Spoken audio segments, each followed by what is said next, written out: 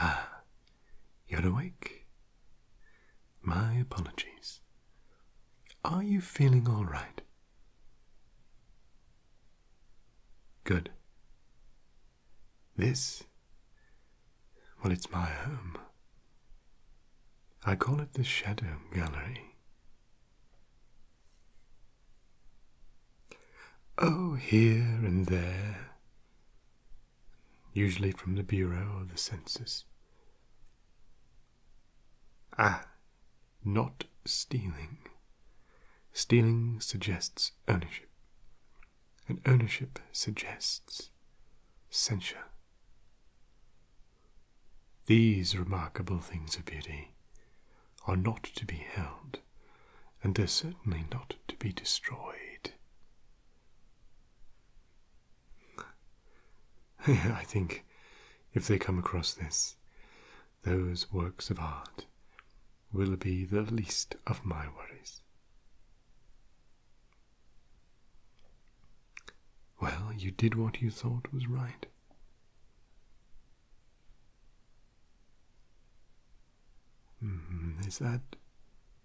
Is that really what you think, or what they want you to think?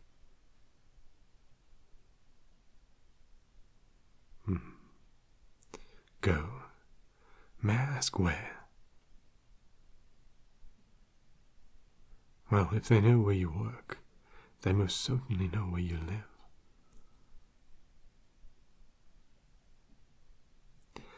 No. No, I'm afraid that won't do either.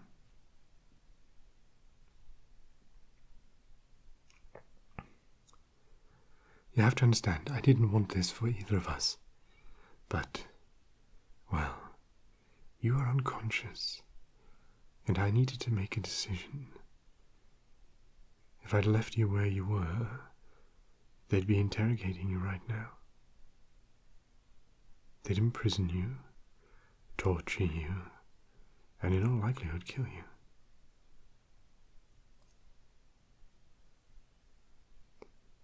Well,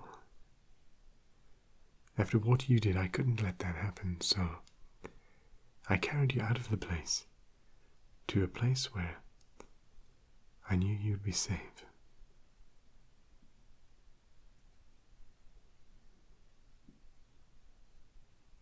Every word. But this in itself is a trap. People should not be afraid of their governments. Governments should be afraid of their people.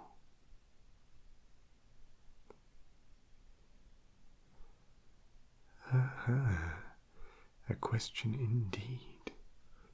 Who am I? Who is but the form following the function of what? And what I am is a man in a mask. Of course you can see that. I'm not questioning your powers of observation.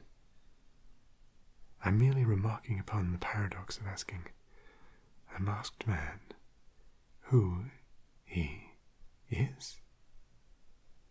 But on this most auspicious of nights, permit me then, in lieu of the more commonplace sobriquet, to suggest the character of this dramatis persona. Voila! In view, a humble Vaudevillian veteran, cast vicariously as both victim and villain by the vicissitudes of fate. This visage, no mere veneer of vanity, is a vestige of the vox populi, now vacant, vanished. However, this valorous visitation of a bygone vexation stands vivified and has vowed to vanquish these venal and virulent vermin vanguarding vice, and vouchsafing the violent, vicious, and voracious violation of volition. The only verdict is vengeance, a vendetta, held as a votive not in vain, for the value and the veracity of such shall one day vindicate the vigilant and the virtuous. Verily, this visoir of verbiage veers most verbose. So let me simply add that it is my good honor to meet you, and you may call me V.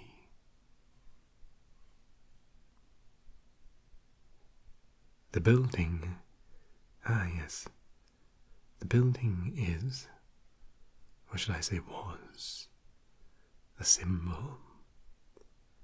Alone a symbol is meaningless, but with enough people it can change the world.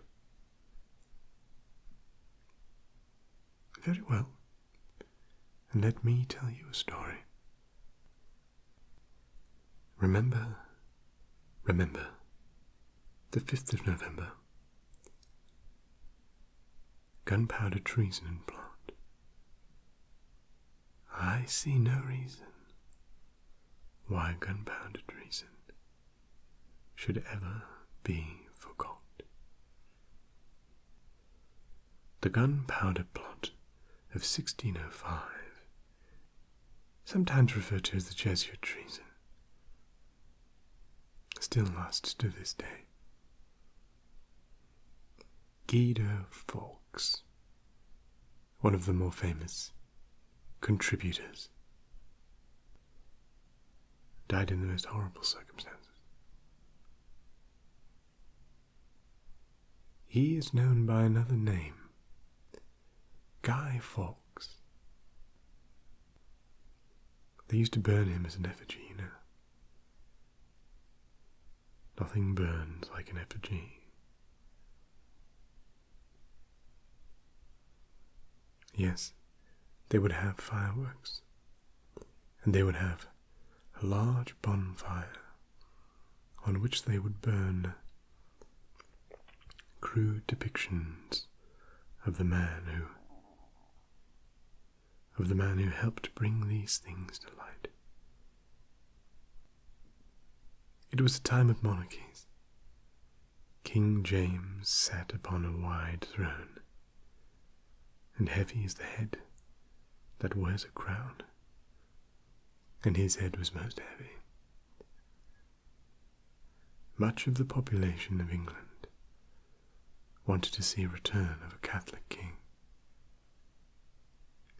If you compare it to the dreadful society that we live in right now, it seems almost trivial. Such a small swap. Anyway, I digress. 5 men at the Duck and Drake Inn, just off the Strand in London. They planned an event that would to be remembered. Its shockwaves remembered throughout history. It's somewhat ironic. We say remember, remember, but we truly do not remember. For of these 5 men, only one do we honor, and even then we get his name wrong. The 5 men were Robert Gansby, who was considered a handsome and tall man, and he was the ringleader, which makes it rather strange that he didn't get all the credit. Next was Thomas Wintour, John Wright, Thomas Percy, and then our good firework friend, Guy Fawkes. Their plan was simple: bring as much gunpowder as they possibly could to the House of Lords, which was a political institution at the time. It was a place where people would gain political power, hereditary, based off their parents and their parents' parents. And they would decide and they would veto laws that they would have no problem circumventing, and they would certainly never need face any repercussion to their actions. So they took 20 barrels of gunpowder, then they placed it in an undercroft underneath the House of Lords. And then again later they took another 18 barrels and placed them directly under. And they waited. These erstwhile conspirators returned to London in October 1604, when Robert Keyes, a man described as a desperate, ruined, indebted fellow, was admitted to their group. His responsibility was to take charge of Cathby's house in Lambeth, where the gunpowder and other supplies were stored.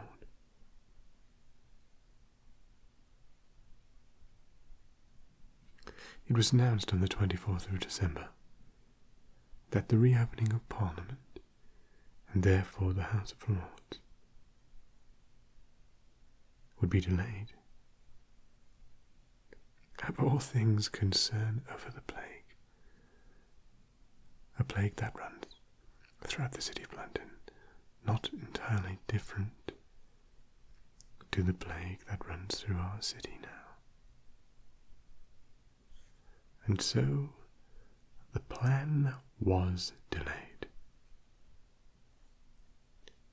By the time they had come back to the plan itself, getting ready for the actual augmentation,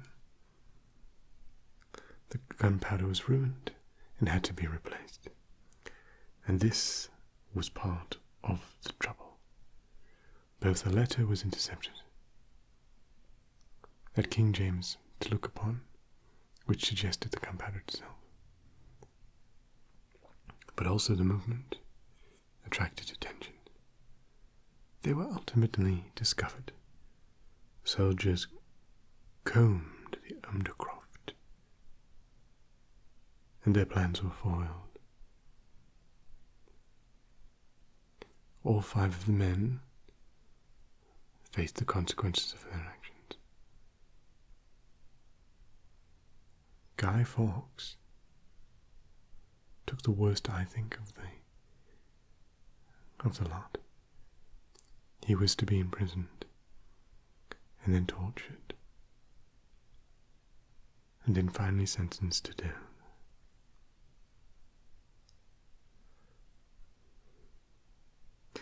I mean, of course, what they did was an abhorrent, of course, yes, a most terrible crime, had they succeeded.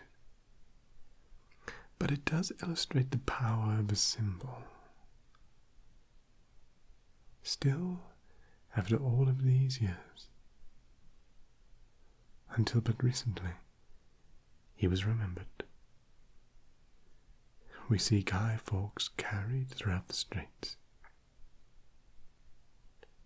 So I thought to myself, what better a symbol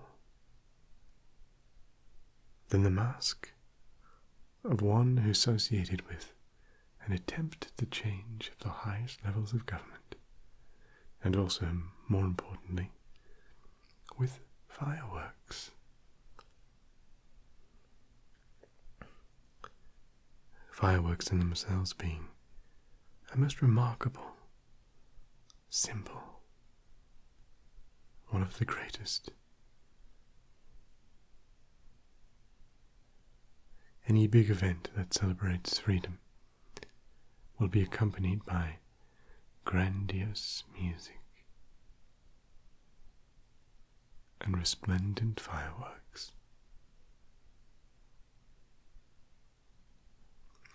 So this is why you see me today, dressed in the vestments that pass across your visage.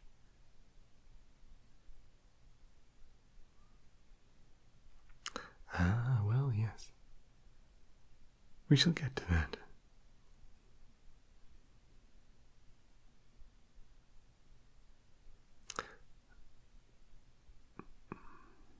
But I do wonder why you did what you did.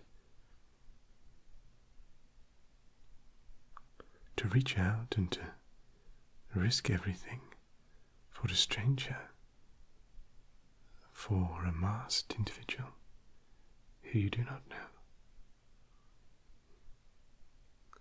Why would you do that?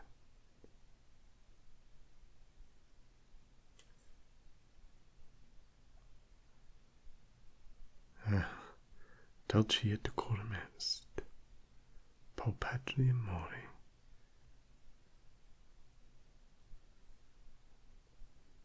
Oh, it means it is sweet and proper to die for one's country.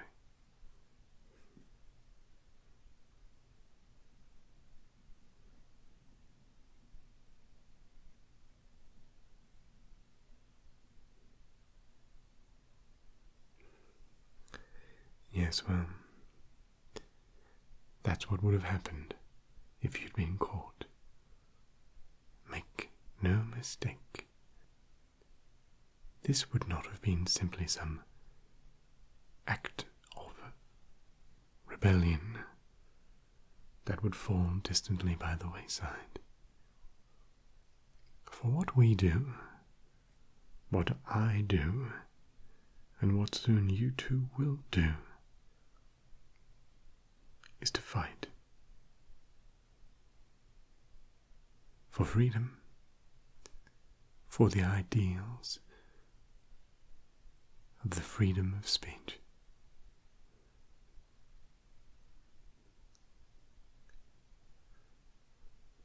Yes, as I say, only until after the 5th.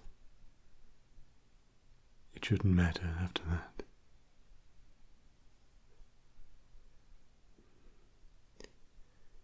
It's a long time, but I can't. It's less than a year, and I certainly can't let you go.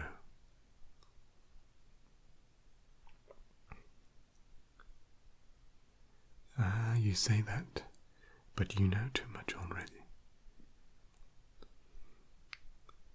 Well, you know that we're underground, and you know what color the brick is.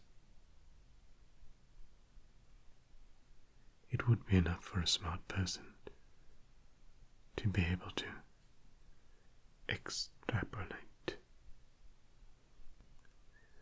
So I want you to decide which side of that fence you wish to be on.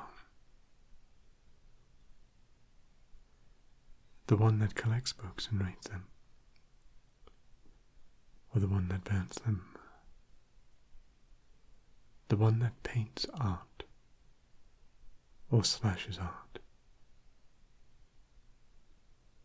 the one that writes, the one that composes beautiful music,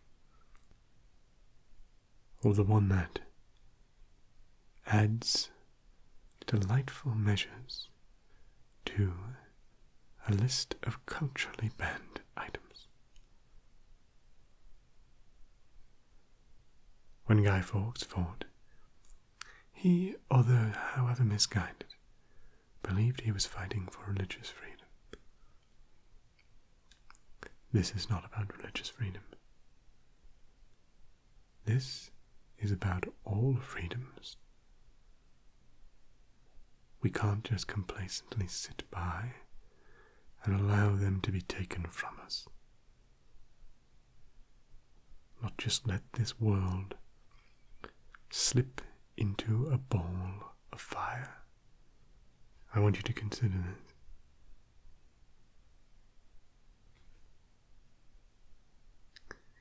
Well, nothing.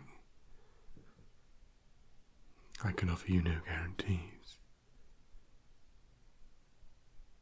I can offer you no fame or fortune, not even a memory. I myself will not be long enough to see and to call your name to others.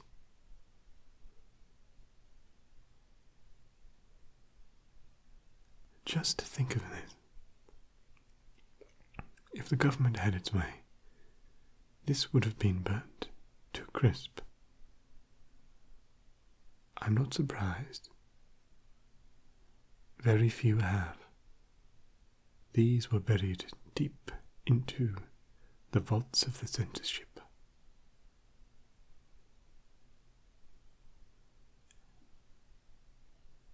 Yes, Emily Dickinson. Yes, she was a poet from a more brutal, a more free time.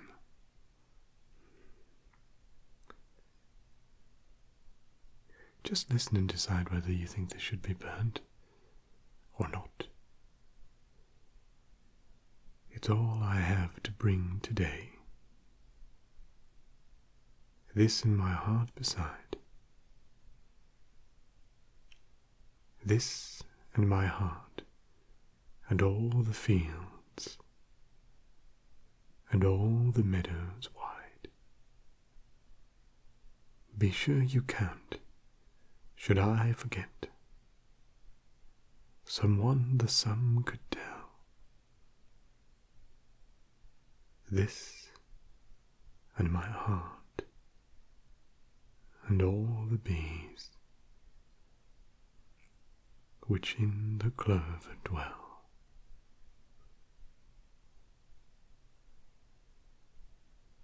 Let's not let the bees be a foreshadowing of what will happen to our freedom and our literature.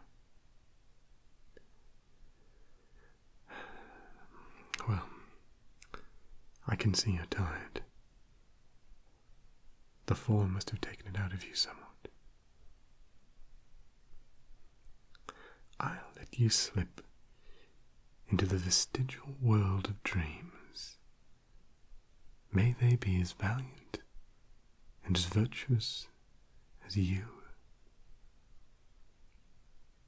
We will talk tomorrow of what spectacles I have planned to open the hearts and minds of the vox populus, and more importantly, how you can